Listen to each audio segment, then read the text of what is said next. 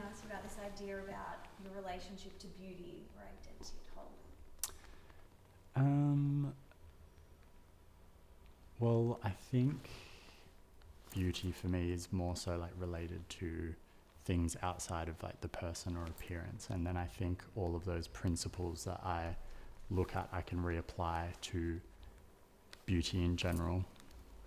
I think, like, I remember watching this video with Massimo Vitali, who's a photographer, where he was talking about his converted church that he lives in, and he referred to it as having suffered through time. And I remember that being like a very clarifying moment for my taste. Like, I was kind of like, okay, someone has really nicely worded that. And I think that's where I mainly look for like sources of beauty, is kind of like things in between, in the mundane, that you can't really fake, like the suffering of textures or how things have been piled on top of each other on the street and in art and in things like that. And I think that can definitely apply to beauty in appearance and in a person. It's like you can't fake what time will do. And I think that that's when things are at their best. When you use a word like suffering, also you can just randomly apply like with the word. Sure. I love that, but then so I'm like, and I could think about that with my own relationship to beauty and identity. It's like, does suffering feel? Do you view suffering as a negative word? Is it loaded for you in that way, or is it just around like change? No, I don't think that suffering has to be a bad thing or always related to pain or hardship. I think suffering can just be like the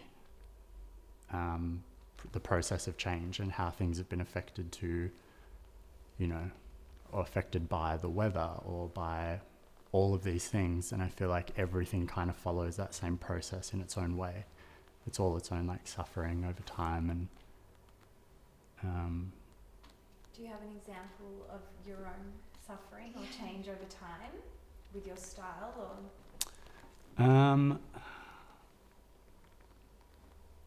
I think, for example, this jacket is something that I just couldn't fake unless someone had like put in the hard yards for me. Like what I found in it, it's like it's age, and it's like I can't fake a sun bleach, you know. That happened over time, and it's not only that, I feel like everything that I look for generally has like a texture. I don't like things looking too new, or if there is something new, I need it put next to something a little bit older.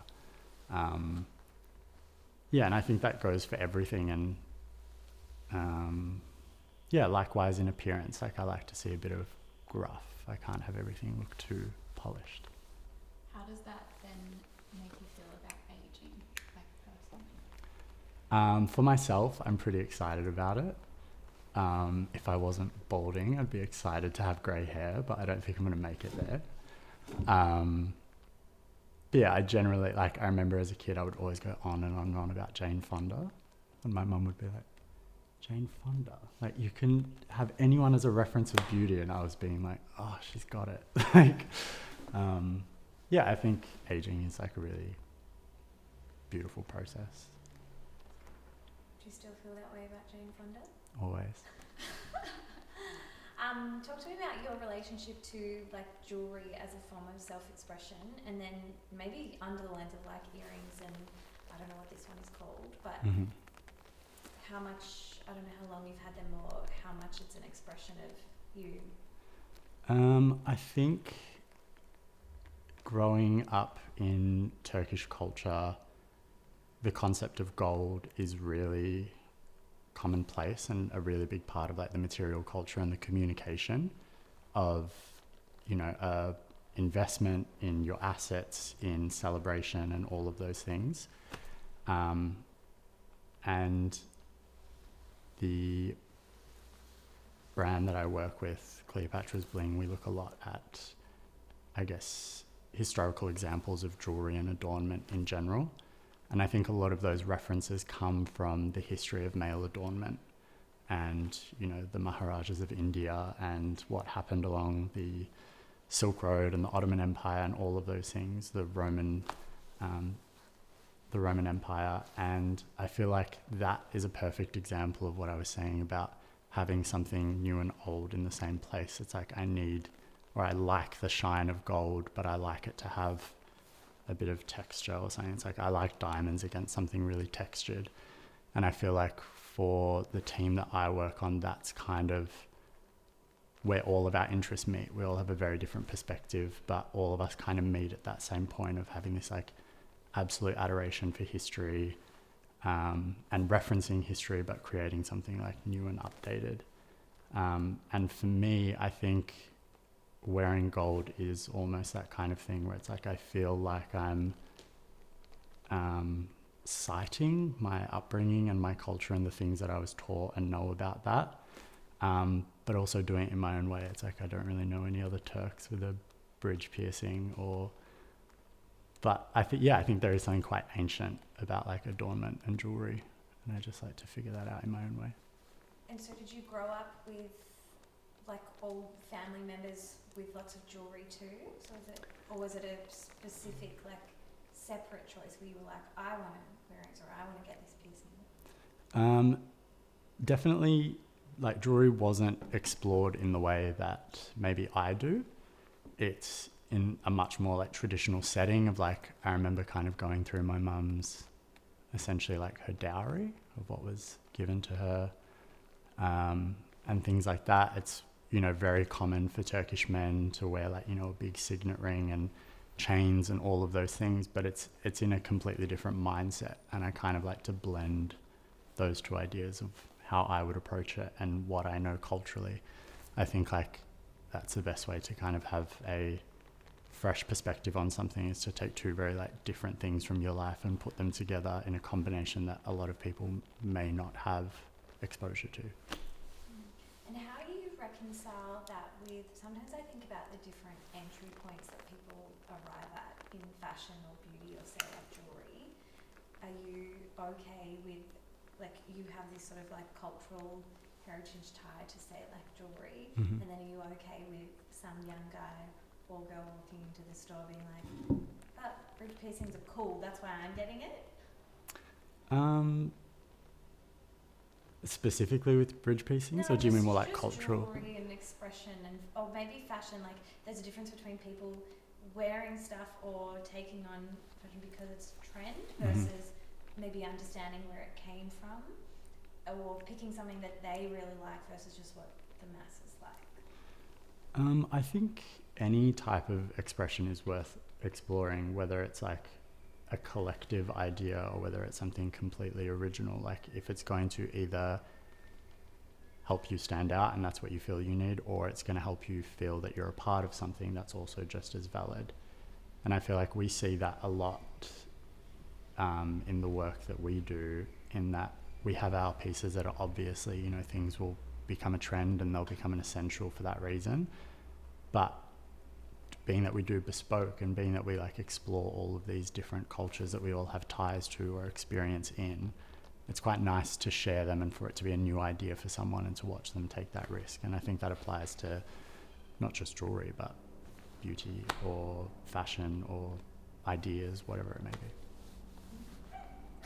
And then my final question would be, do you have any thoughts or reflections on how your expression of style has been received or perceived by other people, positive or negative, neutral, and how that's...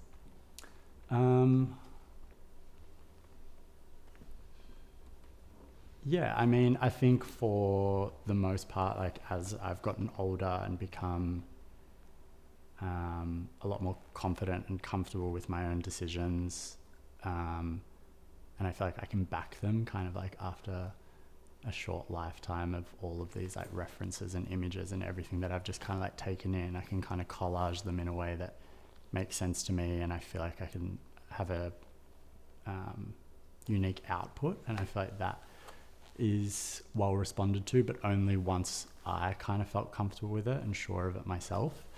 But growing up again in like a very traditional community, it's like I went to an Islamic college, I did all of those things, so stepping outside of that norm was questioned, and I feel like a lot of it you just kind of as a kid, you're smart enough as a kid to be able to push it back, hopefully most of the time. But yeah, I think I've arrived at a good place with it, and like I'm making a career out of it and all of those things. So that's what I wanted. So I'm like, great, I'm being paid for it. And would you confirm like my sort of observation that I feel like a lot more men are choosing to like express themselves than I might have seen, and maybe this is just my immediate circle and community, but yeah, whether it's jewelry, whether it's fashion, like I just feel like growing up there was this idea in like, yet again, my circles of what a guy looked like, and now so many just like, I want to try that, I want to explore that, and wearing jewelry is good. It's not just for women, it's like... Yeah, you know, like with what I was saying about the references that I look at, you know, the Maharajas of India and the, you know, all of these historical figures, it's like adornment was just as much a male concept as it was a women's concept. And I think we kind of moved away from that, and that kind of reflected what was happening in history and what was relevant at the time. But I feel like at the moment we're in a bit of a like, I don't know if we're in like a dark age of a golden era or a golden age of a dark era. Something's happening where it's a bit right place, right time, where men hopefully feel like they have the freedom to explore these things that they otherwise would have been like ostracized for. But I think it's relevant to what's happening in history, and we mirror that with whatever's happening at the time. And I think there's space at the moment for like men to be able to express themselves in honest ways, or ways that don't necessarily fit anything in particular. There's no real idea of how to be a man anymore, and I feel like that's a really great place to have arrived at.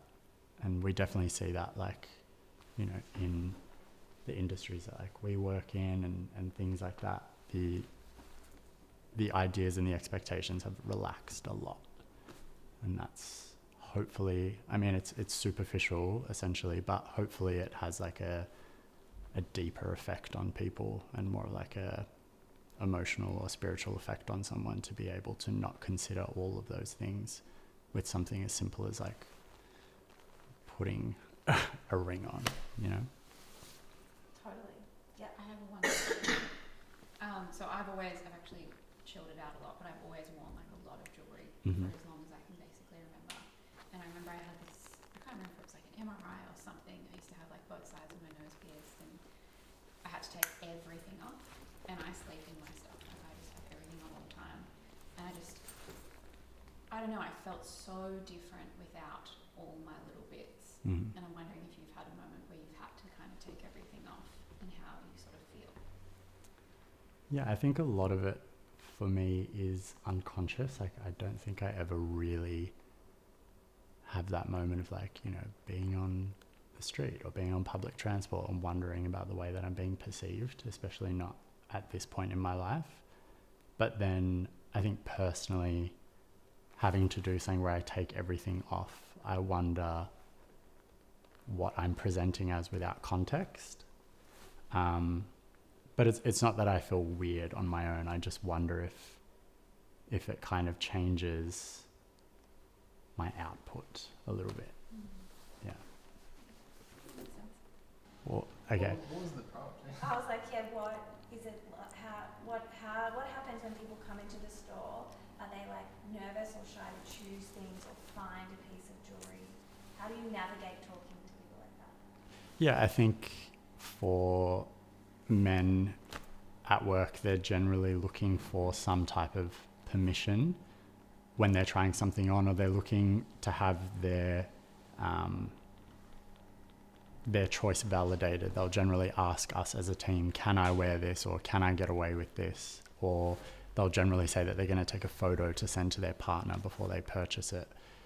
But as we were saying, we're more so trying to encourage people to be able to back their own decisions and to be able to validate their choices themselves. And it doesn't need to come from an authority to be able to express yourself. It should just be based on what makes you feel good.